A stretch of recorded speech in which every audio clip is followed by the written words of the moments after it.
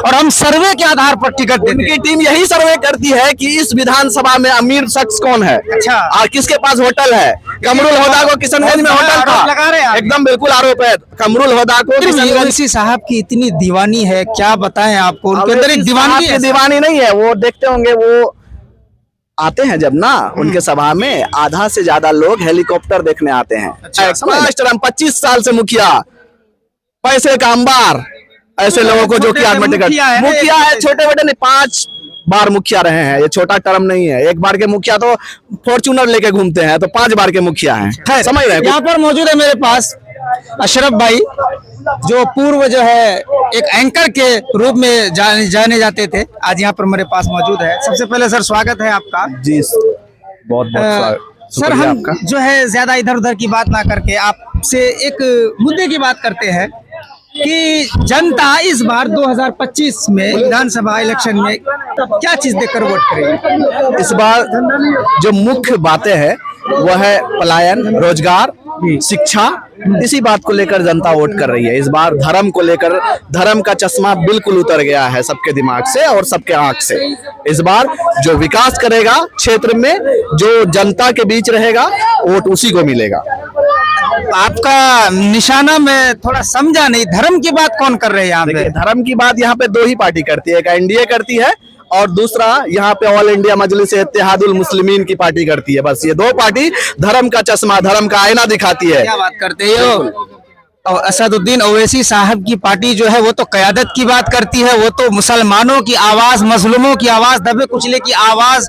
वो तो यूं कहते हैं कि भाई मुसलमान के गरीब बच्चों को वो नेता बनाते हैं। कैसी वो तो मैं देखा ही कि वो मुसलमान के गरीब के बच्चों को नेता बनाए।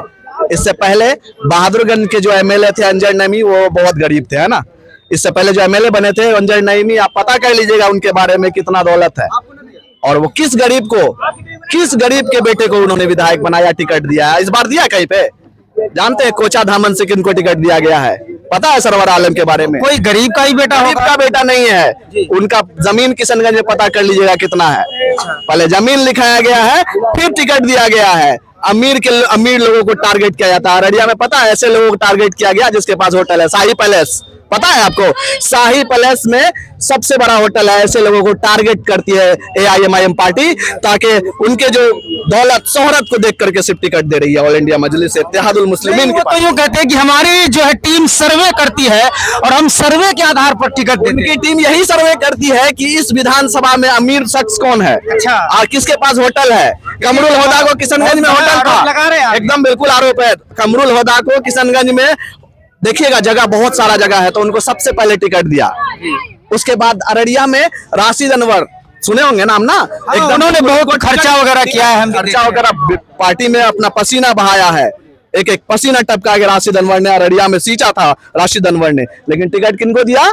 इंजीनियर मंजूर, शाही पैलेस के मालिक को, होटल वाले को टिकट मिला है। ऐसे लोगों को टिकट क्यों दिया गया पता है? इसके पीछे भी तर्क है। एआईएमआईएम पार्टी यहाँ पे घूमती रहती है कि कौन शख्स यहाँ पे अमीर है, किसका शख्सियत बड़ा है, किसके पास पैसा है। ऐसे लोगों को टारगेट करती है ऑल इंडिया मजलिस इत्तेहादुल मुस्लिमीन की पार्टी, और ऐसे लोगों को टिकट देती है। हर जगह देख लीजिए, कोचा धामन देख लीजिए, जो कि आज देख लीजिए, मुर्शिद आलम को छोटा मोटा आदमी है। 5 टर्म 25 साल से मुखिया, पैसे का अंबार, ऐसे लोगों को जो कि आज मुखिया है, छोटे बेटे ने 5 बार मुखिया रहे हैं। ये छोटा टर्म नहीं है। एक बार के मुखिया तो फॉर्च्यूनर लेके घूमते हैं, तो 5 बार के मुखिया हैं।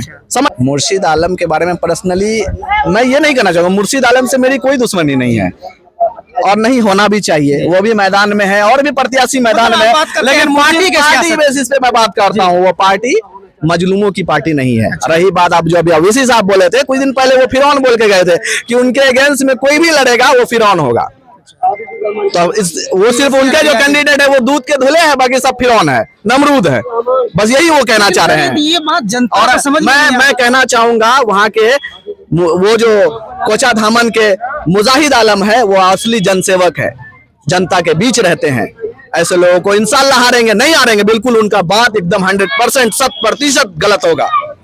देखिएगा वहां से एकदम ओरिजिनल जो जनसेवक है मुजाहिद आलम जरूर जीतेंगे। लेकिन अगर देखा जाए तो जनता जो है फिर भी ओवैसी साहब की इतनी दीवानी है, क्या बताएं आपको। उनके अंदर एक दीवानी नहीं है। वो देखते होंगे, वो आते हैं जब ना उनके सभा में, आधा से ज्यादा लोग हेलीकॉप्टर देखने आते हैं। अच्छा। समझ रहे हैं कुछ? नहीं उनके सर, काफिला अभी में जो आते हैं। अभी जो मलेरिया में जो प्रोग्राम हुआ हमने देखा कि वहाँ पे हजारों, कई हजार, यूं समझिए कि 50,000 प्लस लोग जो है जमा हुए थे। देखिए, काफी मैं तो दूर यही कहना चाहूंगा, एनडीए का जो अभी सभा है फॉरबिसगंज में सभा है, जो कि हाट में होने वाला है, वहां पे जो आदमी आ रहे हैं वो कहीं और से आ रहे हैं। वो भी तो आखिर जो कि हाट के आदमी है होंगे ना, वो भी इसी क्षेत्र के आदमी है ना। लोगों का काम है सबका बात सुनना, सबकी बात सुनते हैं, लेकिन वोट सोच समझ कर करते हैं। इस बार जनता सोच समझ कर वोट करेगी, आप देख लीजिएगा। 14 जनता से क्या अपील करना मैं चाहिए? जनता से अपील करना चाहूंगा, कोई भी लोग जो धर्म का चश्मा के नाम पर आपको धर्म का चश्मा, धर्म के प्रति आपको झुकाना चाहती है, ऐसे लोगों को वोट मत करिए। हिंदुस्तान हिंदू और मुसलमान दोनों का देश है। यहाँ पर हिंदू मुस्लिम साथ चलेगा और एकता का राज चलेगा। यहाँ पर दोनों को मिलकर चलने की जरूरत है और धर्म से हटकर, जाति से उठकर विकास के नाम पर और आपके क्षेत्र में जो विकास करेगा, ऐसे लोगों को वोट करिए। अररिया की जनता को मैं किस अपील बेस करना पे वोट चाहूंगा करेंगे सर? कि यहाँ पे आबिदुर रहमान साहब हमेशा से जनता के बीच रहे हैं। वो ओरिजिनल यहाँ के जनसेवक है। यहाँ पे आप लोग भारी मतों से आबिदुर रहमान साहब को जिताइए। उन्होंने काफी विकास किया है। आप देखते होंगे हर क्षेत्र में कम से कम सैकड़ों पुलों का निर्माण करवाया है।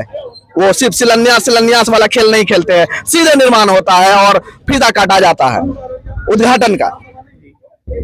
आप किस बेस पे वोट करेंगे सर? आप जो अपना मैं वोट तो डालेंगे, भैया पर्सनली आपसे मैं सवाल अपने क्षेत्र में अपने नेता को देख के वोट करूंगा, जो जनता के बीच रहेगा और मान सम्मान जो जनता को देगा, ऐसे लोगों को वोट मिलेगा, चाहे किसी भी क्षेत्र में हो। और जनता इस बार रोजगार पलायन के मुद्दे को लेकर वोट कर रही है।